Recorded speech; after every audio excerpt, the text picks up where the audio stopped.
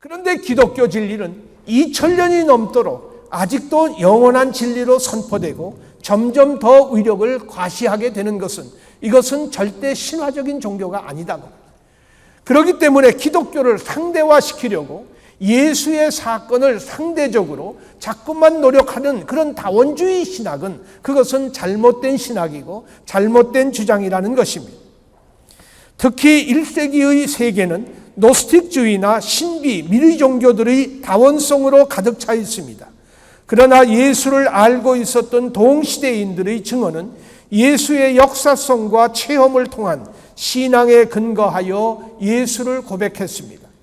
골로새서에서 볼 수 있는 것처럼 신화적 세계관을 의도적으로 반대했거나 그것들과 구별하고 있으며, 따라서 바울이 골로새서에서 역사적 예수에 관하여 존재론적 증언을 할 때에 그는 또 하나의 신화를 수단으로 하여 신화적 전제를 반박하고 있다는 것은 아무래도 비현실적인 주장일 것입니다. 더욱이 신약을 해석하려는 이들이 방법론으로 제시한 비신화화 작업은 신약 성경이 실제로 말하고 있는 것과 정반대되는 것을 주장하는 것입니다. 잔 힉은 예수의 성육신을 신화론적 사상, 비유적 표현, 시적 상상력이라 주장하고 있으나 인간의 언어와 사상으로 표현할 수 없는 하나님의 신비를 우리는 믿어야 할 것입니다. 얼마 전에 비전 2020 운동 위원회를 통해서 보고를 들은 바에 의하면 우리 한국 육해공군 해병대의 훈련 사단들 가운데 어떤 부대는 86%에 해당하는, 훈련병의 86%에 해당하는 사람들에게 세례를 베풀었는가 하면, 또 다른 부대는 어떤 사정인지는 몰라도 상당히 낮은 10몇 프로에 떨어져 있는 부대도 있었다라는 보고를 들으면서 그것을 한번 분석을 해보자. 어떤 이유에서 그렇게 됐는가? 지금 전 훈련 사단 가운데 핍박이 가장 많은 사단이 어디인가? 핍박이 가장 많은 사단 중에 퍼센테이지는 어떠한가? 거기도 54%, 55% 이렇게 올라가 있는데 도대체 여기 무슨 이유가 있지 않겠나? 여러 가지 분석을 하는 가운데 그 한 가지가 아무래도 신학의 문제가 있을 것 같다.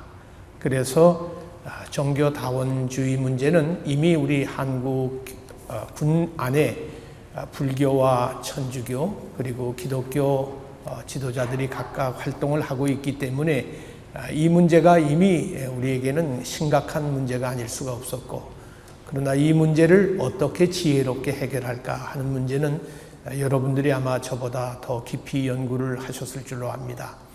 이 시간에는 신학적인 그런 차원에서 종교다원주의 문제가 도대체 무엇이고 어디까지 흘러가야 될 것이며 이것을 우리는 어떻게 대처해 나가는 것이 지혜로운 방법인가 하는 것을 좀 검토를 하면서 우리 피차의 문제 해결을 찾으려고 합니다.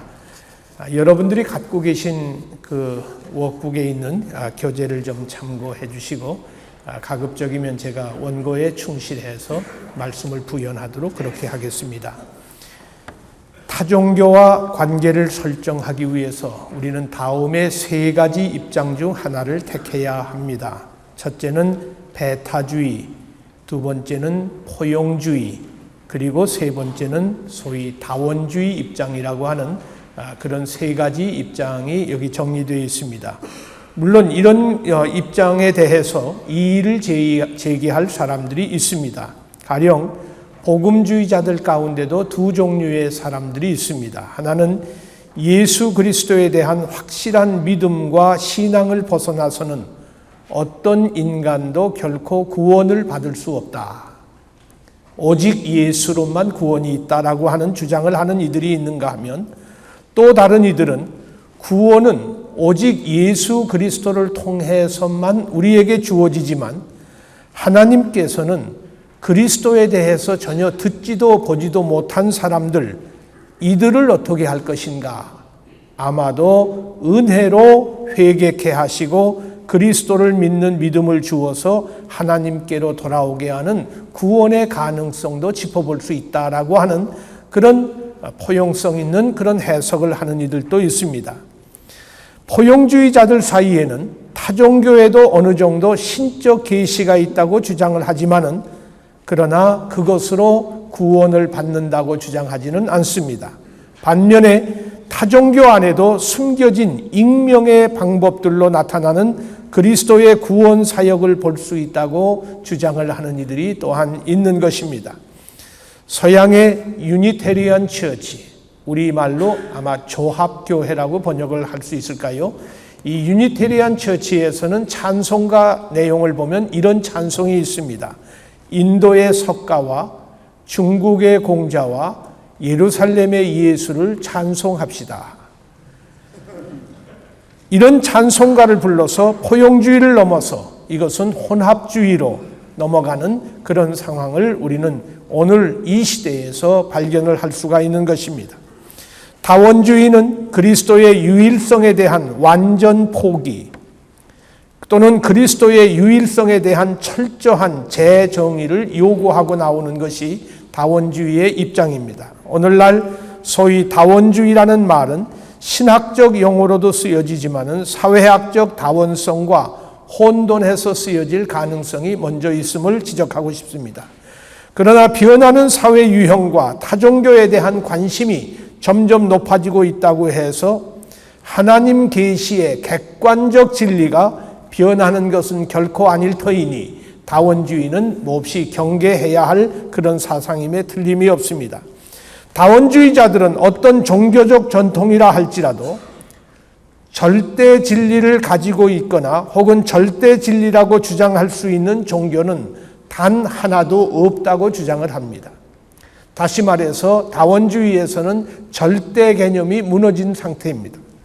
이들에 의하면 하나님과 인간 사이의 구원의 접촉은 한 가지 영역에서만이 아니라 여러 영역에서 일어날 수 있다고 주장합니다. 그런 거로 하나님 계시와 구원도 다양한 문화를 통해 나타난다는 것입니다. 여기 문화라는 단어가 나왔는데 후에 조금 있다가 다시 설명을 가하겠습니다. 소위 문화신학이라는 말, 이것이 다원 종교에서 아주 중요한 그런 자리를 차지합니다. 문화가 구원의 채널이 되는 이런 모습을 우리는 보게 됩니다. 따라서 각각의 응답은 부분적이고 불완전하며 그러므로 그들은 서로 관련되어 있다고 주장을 합니다. 이 같은 다원주의자들은 많은 별들이 태양을 중심하여 돌듯이 여러 종교는 각각의 특성을 갖고 하나님을 향해 간다는 것입니다. 여러분 가톨릭 방송을 혹 가끔 들어보십니까? 저도 자동차를 타고 가다가 채널을 맞춰서 라디오를 듣게 되면 가톨릭 방송은 전도를 안 합니다. 왜냐하면 이미 가톨릭에서는 다원주의를 받아들이고 있기 때문에 있는 종교 잘 믿으면 구원받는 것이니까 자기 교단으로 자기 교회로 오면 고맙고 그렇지 않으면 그냥 있어라 하는 것이 대부분 그들의 신학적 입장입니다. 그러므로 다원종교주의자들은 태양이 빛과 생명의 근원이 되듯 하나님을 중심하고 다른 종교를 인정합니다. 다시 말해서 가톨릭에서 지금 전도를 하려고 노력을 하는 것은 우리 목사님들이 열심을 하니까 시기가 나서 혹 그렇게 전도를 하려고 하는 신부가 있을는지는 모르나 그들의 신학의 입장은 그러하지 않다는 것입니다. 오늘날 우리나라 사회가 그러하듯 군 내부에도 타 종교인들이 있습니다. 군 복음화의 기치를 내세우고 있는 우리는 다원 종교의 문제점이 무엇이며 타종교와 어떤 관계를 가져야 할 것인지를 찾아보도록 하고 군 선교의 방법을 제시해 보려고 하는 것이 이 강의의 목적이 되겠습니다. 두 번째로 종교다원주의와 종교다원화 현상. 일반적으로 종교다원주의라는 말 속에는 종교 간의 대화, 종교 상호 간의 불간섭, 평화 공존, 종교 간의 연합, 종교 신학, 기독교 본질의 상실, 비교 종교학, 심지어 뉴 에이지 운동, 세속적 인본주의 사상을 내포하고 있는, 포함시키고 있는 것이 소위 다원 종교의 특징입니다. 축자적 의미로는 종교 다원주의, religious pluralism, 종교 다원주의라고 하는 것은 종교의 다원화를 논하는 주장을 말합니다. 불교, 유교, 힌두교, 모든 모슬렘을 포함한 다른 종교를 다 각각 인정을 하자는 것입니다. 문제는 그것이 종교의 다원화를 서술하자는 것으로 그치는 것이 아니라 종교의 다원화를 권장하는 데 있다는 데 문제가 있는 것입니다. 그러므로 여기서 문제는 종교 다원에 있는 것이 아니라 다원주의, 이즘의 문제가 내포되어 있는 것입니다. 이들이 말하는 종교 다원주의는 종교의 다원화를 궁극적으로 받아들이고 더욱 다원화를 강조하자는 것이 오늘 우리들에게 문제가 되고 있는 것입니다. 우리는 여기서 종교 다원화 현상, 즉 여러 종교들이 한 사회 안에서 공존하고 있다는 사실을 인식해야 할 것과 종교 다원주의, 즉 종교적 다양함이 갖는 신학적 논쟁과는 구분해야 할 것입니다. 우리는 현실은 현실대로 인식을 해야 됩니다. 오늘 불교 신자가 있고 가톨릭 신자가 있는 것을 인정하지 않는 것은 그것은 잘못된 것이기 때문에 현실은 인정하되 그것이 주장하는 신학의 문제는 논쟁으로 삼자는 것입니다. 기독교인들이 추구하는 구원이 반드시 타 종교를 통해서도 가능하다는 종교 다원주의 주장은 실은 신학적 다원주의라 할 수 있을 것입니다. 기독교를 상대화하고 타종교의 가치와 진리를 부여하는 과정신학, 사신신학, 종교신학 등은 종교 다원주의를 가속시키는 또 하나의 신학 사상이기 때문입니다. 그래서 종교 다원주의는 신학적 다원주의로 우리는 그렇게 부를 만큼 우리 신학의 문제가 있는 것입니다. 영국의 존 힉이라고 하는 교수의 말대로 신은 많은 이름을 가지고 있다는 말도 종교학에서 확인된 바도 없고, 그러나 많은 이름의 많은 신들이 있음은 현상학적으로는 찾아질 수가 있는 현실입니다. 따라서 어떤 특정 종교가 절대적 진리나 가치를 주장할 수 없다는, 즉 종교에서 가치 중립적 태도를 다원주의 사상에서는 주장하고 있게 되는 것입니다. 일부 서구인과 신학자들 가운데 서구 식민주의와 양차대전에 대한 강한 죄의식을 갖고 서구 문명과 기독교를 죄악시하고 비서구 문화를 찬양하는 경향이 점차 일어나고 있습니다. 그래서 민족의 동질성이라든가 민족의 문화를 강조하면서 서구 문화를 배척하는 그런 운동이 점차 제3세계에서부터 일어나고 있는 현실을 우리가 알고 있습니다. 1932년 하버드 대학의 하킹 교수는 개종을 의도하는 기독교 선교는 포기하고 힌두교도는 더 좋은 힌두교인으로 유교인은 더 좋은 유교도인으로 유교인으로 되게 하는 선교를 제안함으로 인해서 서구의 재래 선교사들을 놀라게 했습니다.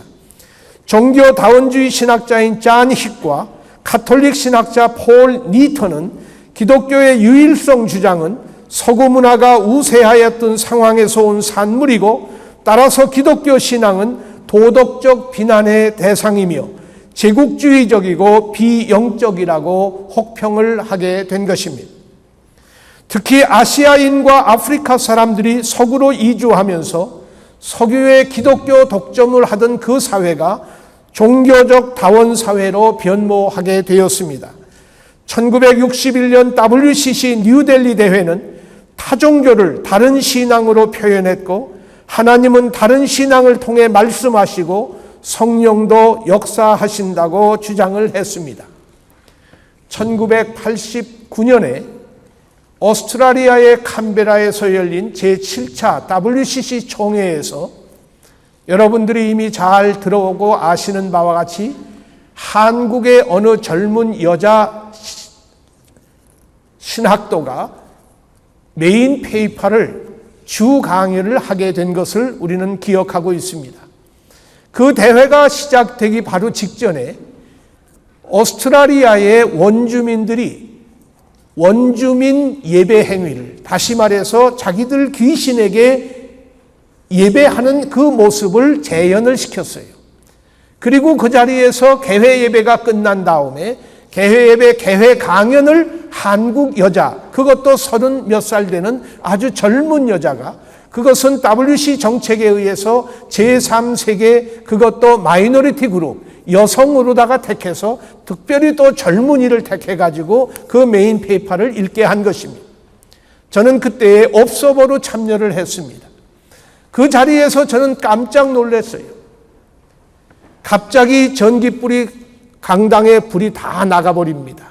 그리고 둥둥둥둥 하는 북소리, 증소리, 장구소리가 나면서 농악대가 양쪽에 서치라이트를 받아가면서 깃발을 앞에 내걸고 나오는데, 흰 소복을 입은 여자가 제일 뒤에 따라 나와서 무당이 사람이 죽은 다음에 배를 가르는 그 장면을 연출하면서 남북 통일을 기원한다고 하고, 그리고 귀신을 호명을 하는데 모세를 죽였던 바로의 그 칼날, 모세를 죽이려고 했던 바로의 칼날부터 시작해서 나일강에 억울하게 빠져 죽은 이스라엘 아들의 영들이여 초혼을 하고 있습니다. 광주에서 전두환이에게 죽은, 무참하게 죽은 불쌍한 한국의 젊은 영들이여 영혼을 부르기 시작하더니, 마침내는 그 이름이 적혀있는 그 용지를 촛불에다가 불을 붙여가지고 후를 하늘로 날리면서 그것을 예배 행위라고 강조를 하고 막을 내리는 그런 장면을 저는 목격을 했습니다. 많은 사람들이 감동적이라고 기립박수를 하는데, 제 옆에 앉았던 어느 독일 대표, 그분은 일어나지를 않고 앉았다가 제가 식이 시작이 되기 전에 서로 인사를 교환했기 때문에 제 손목을 붙들고, 저것이 한국의 신학의 입장이라면 나는 한국교회가 부흥했다는 말을 전혀 인정할 수가 없다, 그런 말을 하고 그대로 주저앉아서 한숨을 쉬는 모습을 저는 지켜보았습니다. 오늘날 많은 사람들이 종교다원주의를 주장하면서 가장 애드밴스된, 앞서가는 신앙을 주장하는 사람같이 보이지만은 실제로는 많은 사람들의 염려와 많은 사람들의 의구심을 자아내고 있는 것이 또한 현실임을 우리는 기억해야 할 것입니다. 결국 WCC는 개종은 인간의 권리 침해이고, 우리가 살고 있는 시대는 종교적 다원주의 세상으로 바뀌고 있다고 선언을 하고 있는 것입니다. 개종을 시키는 것은 인간의 권리 침해다. 얼마나 무서운 말입니까? 1975년 나이로비 WCC 총회 때에 불교, 유대교, 회교, 시크교 지도자들을 초청했고, 신앙 공동체는 자신의 언어를 말하게 하여 자신의 정체를 표현하도록 해야 한다는 성명서까지 발표하게 된 것입니다. 하나님과 하나님의 말씀인 성경의 절대 권위가 흔들리면서, 그리고 인종차별을 행한 서구 문화의 자성의 소리를 기독교의 실패로 끌어들여 기독교 구원관이 흔들리기 시작하면서 종교다원주의가 점차 고개를 들기 시작하게 된 것입니다. 종교다원주의와 만인구원론의 관계가 또 있습니다. 종교다원주의는 예수 그리스도를 믿는 자만 구원 얻는다는 기독교를 배격하고, 모든 문화에 계시가 역사하며 다른 종교에도 구원이 가능하다는 사상을 말하고 있는 것입니다. 종교다원주의는 기독교 외의 다른 종교에도 구원이 가능하며 불신자란 궁극적으로 존재하지 않는다고 주장을 하고 있습니다. 만인구원론 사상, 유니버설리즘으로도 표현되는데, 이것은 초대교회 때부터 심각한 문제로 대해왔던 문제입니다. 일부 교우들은 만인구원론과 제2의 기회를 만들어 모든 불신자를 구원하려는 신학적 노력을 아끼지 않았기 때문입니다. 가톨릭 교회에서 연옥설 역시 제2의 기회를 만들어준 것에 불과한 것입니다. 순교자 저스틴은 이성에 따라 산 사람은 신자라 했고, 터툴리아는 예수님은 지옥에 내려가서 복음을 전하셨다고 했습니다. 알렉산더의 클레멘트와 오리겐은 만인 구원론을 가르쳤고 아타나시우스는 사후 구원의 가능성을 그는 주장했습니다. 이처럼 종교다원주의자들은 사도행전 4장 12절의 말씀, 다른 이로서는 구원을 받을 수 없나니 천하 사람 중에 구원을 받을 만한 다른 이름을 우리에게 주신 일이 없음이라고 한 이 말씀을 기독교가 다른 종교를 배타적으로 대하는 근거로 삼는 것은 잘못된 해석이라고 주장을 하고 있는 것입니다. 그것은 남편이 아내에게 당신은 세상에서 가장 아름답소 할 때에 이 말은 객관성이 없는 하나의 칭찬하는 말이듯이 기독교, 다시 말해서 그리스도 외에는 다른 이름으로는 구원이 없다고 하는 이 말을 이해해야 된다고 주장을 하는 것입니다. 만인 구원론은 그리스도의 우주적 주권을 선포하고 사람의 삶에서 이것을 인정하고 호소하고 있으나 이것은 혼합주의로 발전하고 결국 교회의 선교적 열망을 포기하게 만들고 있는 것입니다. 성경은 그리스도를 통한 구원의 범위는 인종과 국가와 문화를 초월하여 모든 사람에게 해당된다는 뜻에서 구원의 보편성을 말하고는 있지만 만인 구원론을 가르치지는 않고 있는 것입니다. 또 한 가지는 종교다원주의와 문화의 관계입니다. 인간의 원죄로 인해서 인간과 자연 환경뿐 아니라 문화에도 심각한 영향이 미쳤습니다. 그 문화에는 종교가 핵심을 이루고 있기 때문에 가치 중립이라고 하는 말은 불가능한 것입니다. 선교는 결국 문화와의 조우를 해야 하는데 이런 문화와의 충동과 갈등을 극소화하기 위해서 복음을 해치지 않는 범위에서 토착화 이론을 도입하기도 하고 있습니다. 초기 한국 교회는 국가 발전과 근대화에는 공헌했지만 전통 문화와는 충돌 또는 대립을 계속하고 있는 것이 우리의 현실입니다. 한국 교회의 예배의식, 교회 제도에도 토착화된 요소도 있지만 대체로 기독교 신앙은 민속 문화와 상호 조화가 어렵다고 보는 것입니다. 개혁교회는 문화를 변혁시키는 역할이 있지만은 이것 역시 문화의 긍정적 측면보다는 부정적 측면을 더 부각시키게 되고 있는 이론입니다. 따라서 로잔 언약을 우리는 상기해야 됩니다. 로잔 언약에서는 모든 문화는 구원이 요청되는 문화다.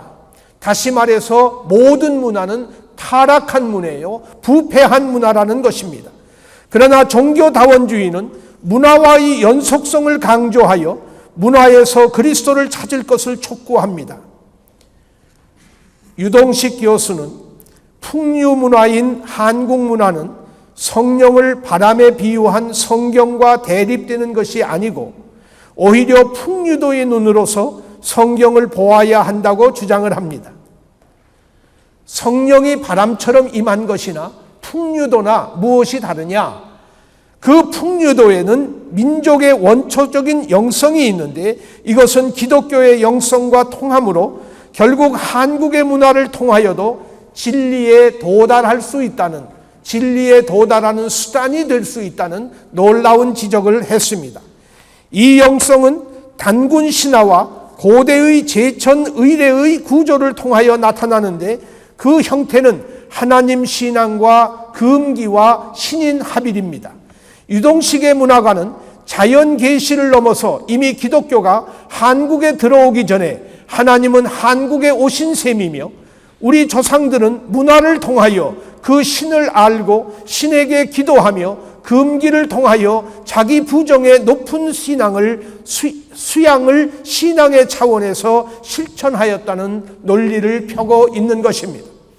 여기서 유 교수는 구원의 필수 요소로서 특수 계시와 일반 계시의 구분이 없어지게 되어 성경의 권위는 자연 약화되고 기독교의 독특성은 사라지게 되는 것입니다. 또한 그에게는 문화와 종교의 구분도 없어집니다. 풍류도로 정의되는 한국 문화는 유불선의 3교를 다 포함하여 역사와 더불어 민족혼으로 승화되고 있는 것입니다. 유동식은 한국 종교와 기독교라는 그의 저서에서 한국 문화와 종교에 로고스가 존재하였다고 주장하므로 교회 밖의 계시의 충족성을 인정하고 있습니다. 이것은 미국의 유니온 신학교의 폴 틸릭의 문화신학과 동일한 이론으로, 틸릭은 모든 문화에는 궁극적으로 그리스도가 역사하기 때문에 교회 밖과 안의 구분은 무의미하고, 교회 밖의 사람은 잠재적인 크리스찬이고 교회 안의 신자는 나타난 크리스찬이라고 주장한 틸릭의 사상과 매우 흡사한 이론입니다. 종교다원주의에 호응하고 있는 이들은 이러한 문화신학에 동의하며 따라서 전통문화를 복음과 조화시키려 하고 있는 것입니다. 이런 맥락에서 일부 학자들은 조상숭배를 우상숭배가 아닌 포용 가능한 문화로 해석을 하고 있습니다. 이런 종교다원주의 이론을 적용한다면 성경이 정죄한 우상문화는 존재하지 않으며 신앙과 문화는 일체 충돌할 필요가 없게 된다는 것입니다. 그러나 성경은 문화에 대하여 거부와 수용의 양면성을 요구하며 언약은 우상적 문화와의 비타협을 전제로 하고 있습니다. 그렇기 때문에 문화가 종교에 어떤 영향을 주느냐 하는 것은 별개의 문제로 차치하고, 우리는 이 문화를 바로 종교로 취급하는 이것은 잘못된 사상임을 기억해야 할 것입니다. 세 번째로 종교다원주의 신학을 이제 몇 가지로 신학적인 차원에서 비판해 보려고 합니다. 다원주의 신학의 대표적 학자 중에 한 사람인 영국의 잔 히크를 꼽을 수 있습니다. 그에 의하면 구원의 중심에 교회가 있는 소위 신중심주의에서 다른 종교에서도 계시된 기독론 중심주의로 변해야 한다는 주장입니다.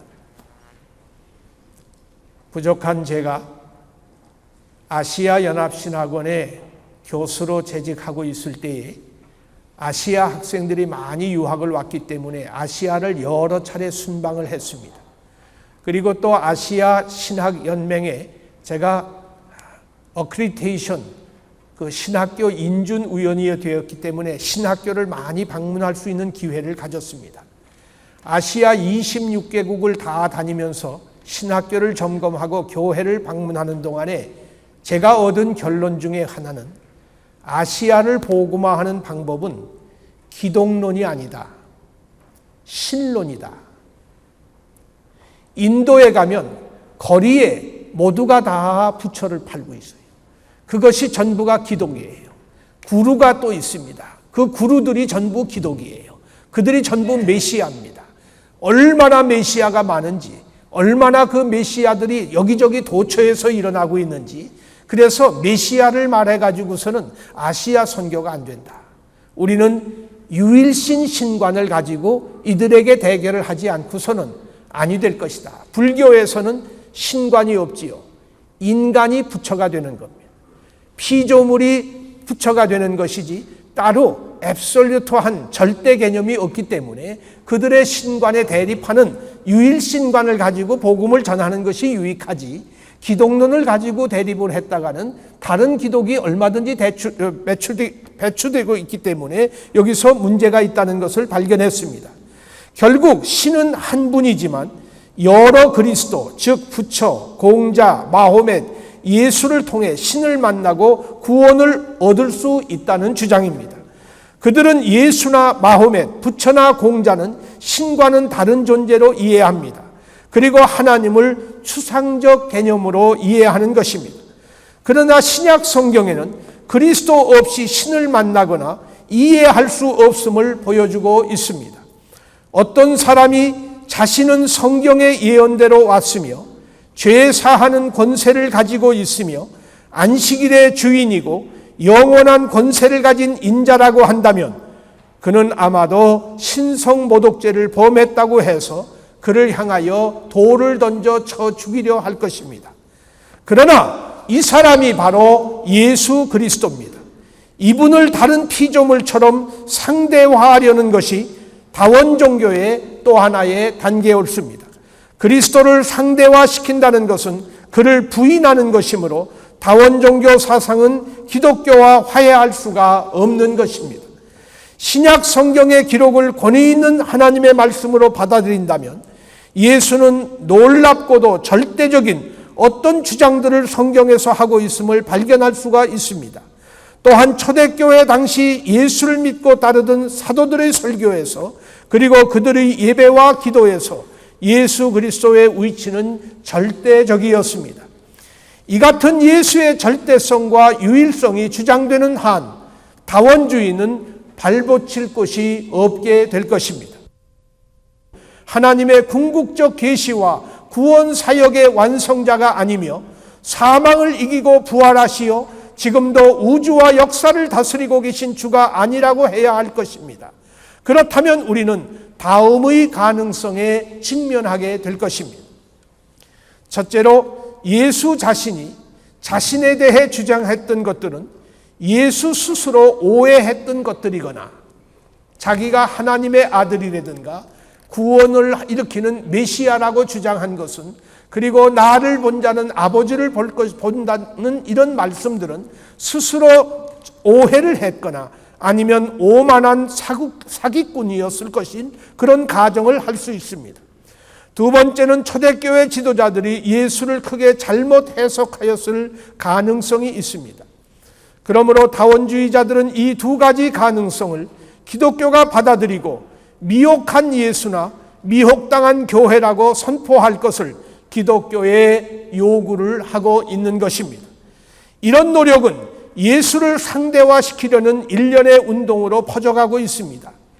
A.G. 헌터, A.M. 헌터가 아닌 A.G. 헌터는 인간 예수가 교회에 의해 신성화되었고 칼세돈 회의에서 삼위일체화되었기 때문에 이전의 예수는 스스로 신이라고 주장한 바 없으며 그 같은 주장은 심리적으로나 종교적으로 불가능한 일이었고 예수가 스스로 신이라 주장했다는 것은 역사적 오류였다고 주장을 하고 있습니다. 그러나 아무도 나로 말미암지 않고는 아버지께로 올 자가 없느니라 하신 예수는 나를 본 자는 아버지를 보았다라고 했습니다. 예수 없이 된 것이 아무것도 없으며 그는 창조주시고 심판주로 알파와 오메가가 되시며 자연과 생명의 주가 되시려고 자연기적과 치유기적을 보여주신 것입니다. 여기서 이 부분을 후에 조금 다시 설명을 하겠습니다마는 이런 말입니다. 예수님이 이 세상에 오시어서 많은 기적을 보여주셨습니다. 그 기적을 우리가 크게 대분하면 두 가지로 대분할 수 있습니다. 하나는 치유기적입니다.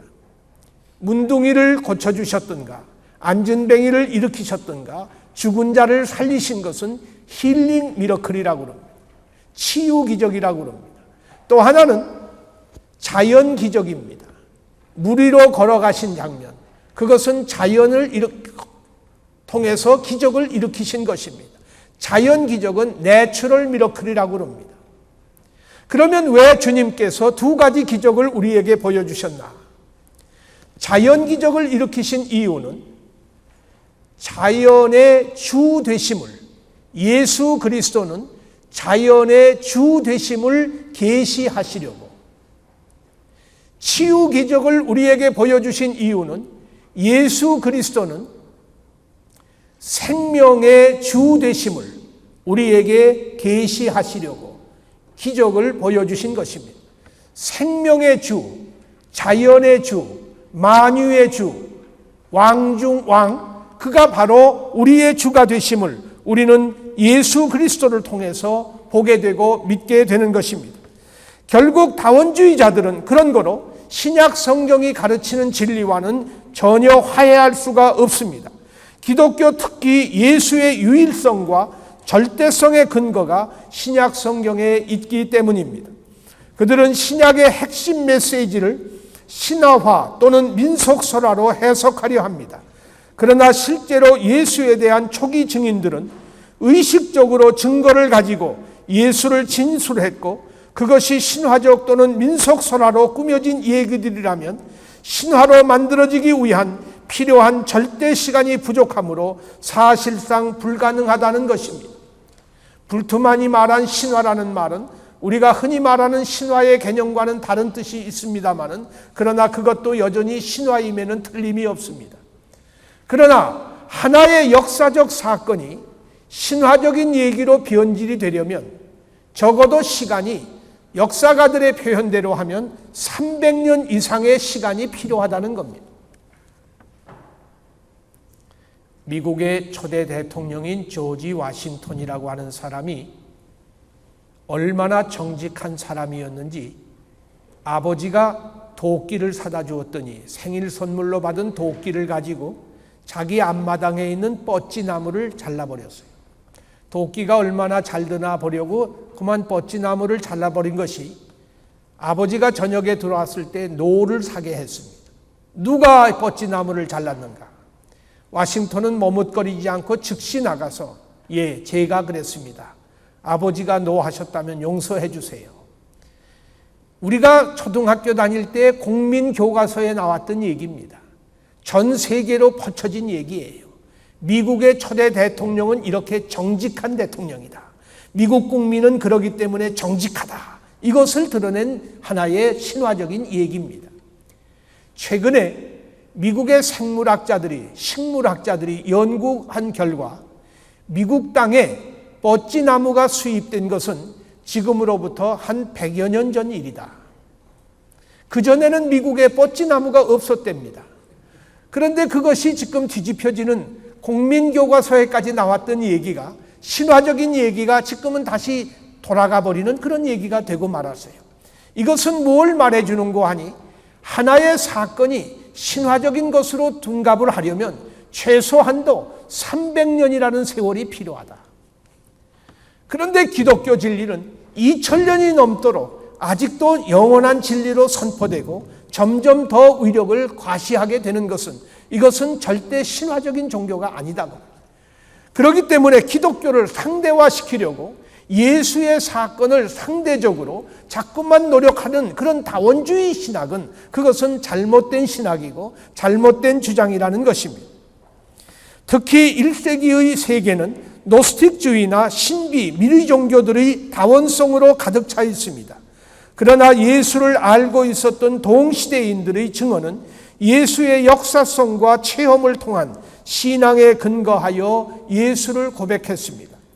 골로새서에서 볼 수 있는 것처럼 신화적 세계관을 의도적으로 반대했거나 그것들과 구별하고 있으며, 따라서 바울이 골로새서에서 역사적 예수에 관하여 존재론적 증언을 할 때에 그는 또 하나의 신화를 수단으로 하여 신화적 전제를 반박하고 있다는 것은 아무래도 비현실적인 주장일 것입니다.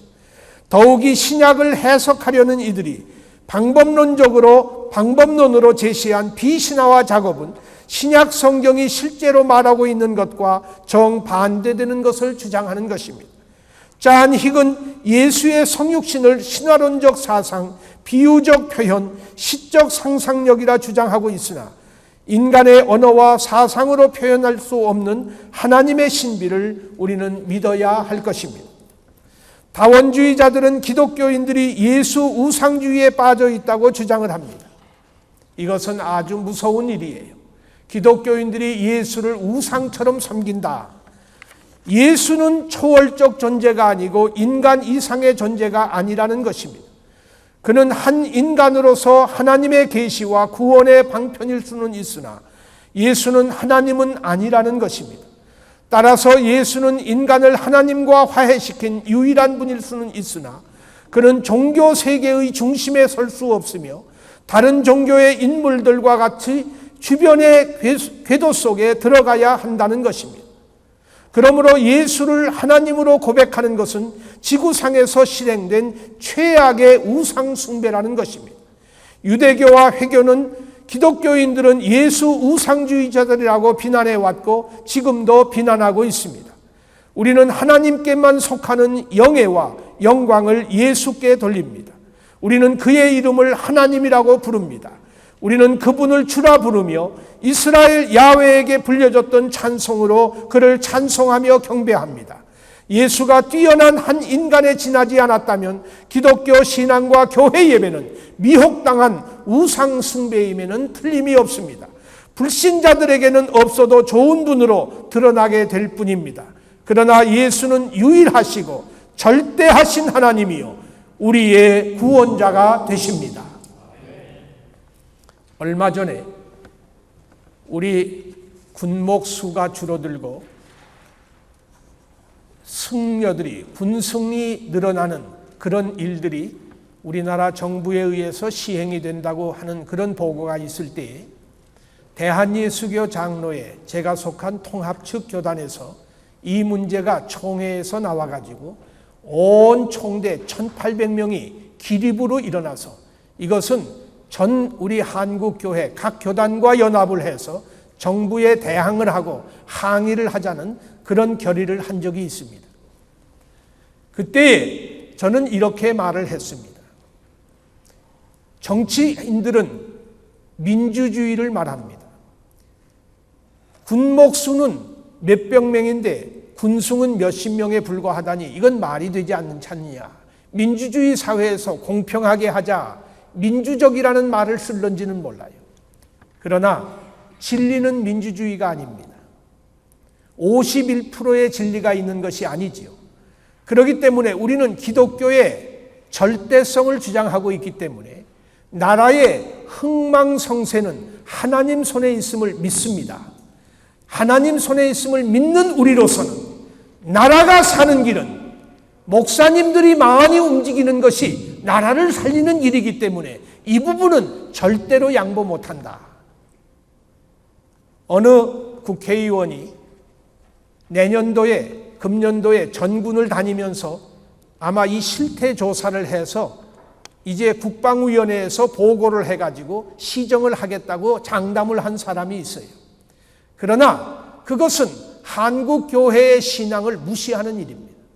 우리는 절대 신앙을 가졌지 타협하거나 혹은 어떤 것과 병행하는 종교 신앙을 갖지는 않았습니다.